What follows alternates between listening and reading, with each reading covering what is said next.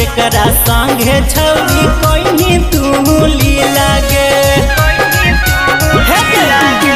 tight बदनिया कैसे छौरी होलो तोरा ढी लागे केकरा संगे छौरी कोई तू ली लागे देखे में नहीं ठीक लगा हो हेते गे देखे में नहीं ठीक लगा हो हेते गे इतना घिस गेलो सामान केकरा देते गे इतना घिस गेलो सामान केकरा देते गे इतना घिस गेलो सामान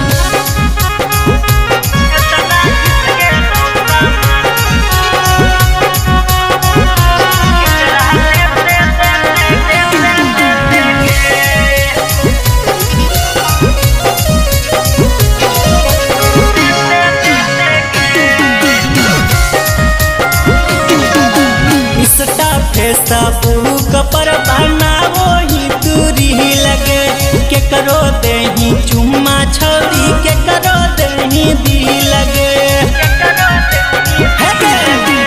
इंस्टा फेसबुक पर बनावो ही दूरी लगे केकरो देही चुम्मा छौरी केकरो देही दी लगे साना तो सत्य से मजा लेते गे संजीत सजनवा से